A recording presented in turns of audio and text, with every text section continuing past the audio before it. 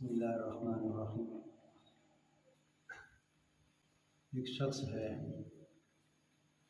وہ راستے میں سفر کر رہا تھا، بائک پہ ہے یا پیدل ہے، جس حالت میں بھی ہے۔ اب اس کے منہ میں مکھی چلی گئی ہے، اس کا مسئلہ کیا ہے؟ تو فقہا فرماتے ہیں کہ وہ چل رہا تھا، تیز رو چل رہا ہے یا بائک پہ سوار ہے، کسی حالت میں بھی ہے، اگر مکھی اس کے منہ میں چلے گی اور روزے کی حالت میں تھا اور اس نے مکھی کو نگل لیا، قصد نہیں ہے بلکہ یہ ارادہ اس کا نہیں تھا، اب اگر اس کے منہ میں چلی گئی ہے تو فقہا فرماتے ہیں کہ اس سے اس کا روزہ فاسد نہیں ہوگا۔ لیکن اسی کے ساتھ جو دوسرا مسئلہ ہے، ایک شخص ہے، اس کے منہ میں مکھی تھی اور اس نے قصداً نکلی ہے۔ اب جب انسان تیز چل رہا ہو تو بعض اوقات منہ میں چیز منتقل کرنا ذرا مشکل ہے اور نگلنا بھی مشکل ہے اور بآسانی نکال بھی نہیں سکتا، لیکن ایک ہے کہ اس کے منہ میں مکھی تھی اور اس نے قصداً اندر ہی نگلی ہے، تو فقہا فرماتے ہیں کہ اس سے اس کا روزہ فاسد ہو جائے گا۔ قصداً نکلنے سے روزہ فاسد ہو جائے گا،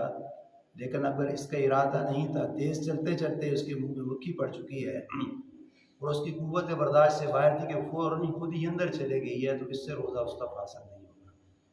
دوسرا مسئلہ یہ ہے کہ گرد و غبار کا ہے، دھوئیں کا مسئلہ ہے۔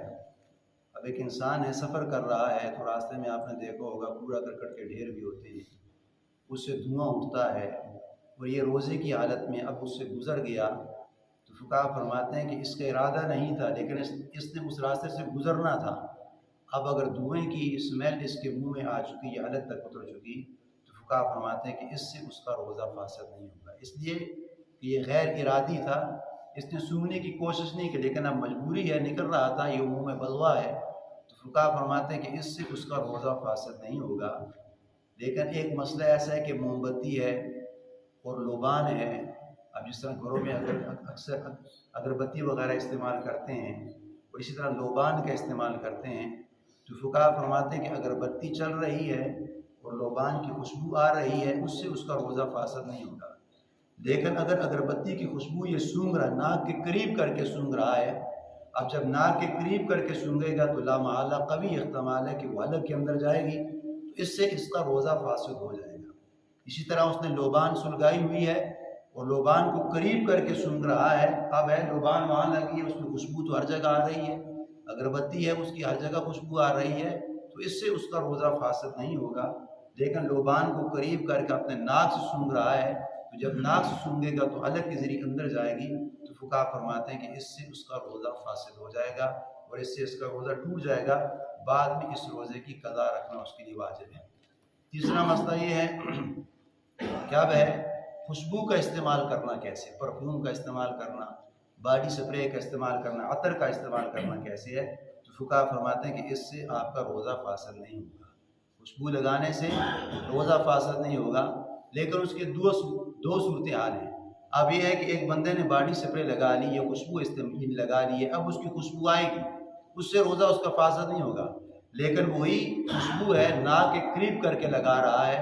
اور سونگھ رہا ہے، یعنی اس نے قریب کر لی اور ناک سے کھینچ رہا ہے، اب اس کو معلوم ہے کہ میں روزہ ہے، تو فقہا فرماتے ہیں کہ قریب کر کے اس نے پرفیوم لگائی ہے اور پھر ناک کے ذریعے سونگھ رہا ہے، اس سے اس کا روزہ فاسد ہو جائے گا۔ لیکن اگر ویسے لگائی ہے، اب ناک میں سونگھ تو آ رہی ہے، اس کی اسمیل آ رہی ہے، خوشبو آ رہی ہے، تو فقہا فرماتے ہیں کہ اس سے روزہ اس کا فاسد نہیں ہوگا، لیکن قریب کر کے لگا رہا ہے اور پھر ناک سے کھینچ رہا ہے، اس کی خوشبو کو محسوس کر رہا ہے، تو فقہا فرماتے ہیں کہ اس کو چاہیے تھا کہ اعتراض بہتر ہے، سونگھنے نہیں چاہیے تھا، اس لیے کہ پہلے غیر ارادی ہے اور اب اس کا ارادہ ہو چکا ہے کہ میں نے خوشبو لگانی ہے، پھر اس کو میں نے سونگھنا ہے، تو اس سے روزہ اس کا فاسد ہو جائے گا۔ جو پہلا مسئلہ ہے وہ اسی طرح ہے، جس طرح انسان گزر رہا ہے گندگی کے ڈھیر سے یا غبار کے ڈھیر سے گزر رہا ہے، تو جس طرح اس وقت روزہ فاسد نہیں ہوتا، اس طرح خوشبو لگانے سے بھی روزہ فاسد نہیں ہوتا۔ اسی طرح سرما کا استعمال کرنا آنکھ میں، اس سے بھی فقہا فرماتے ہیں کہ اس سے اس کا روزہ فاسد نہیں ہوگا۔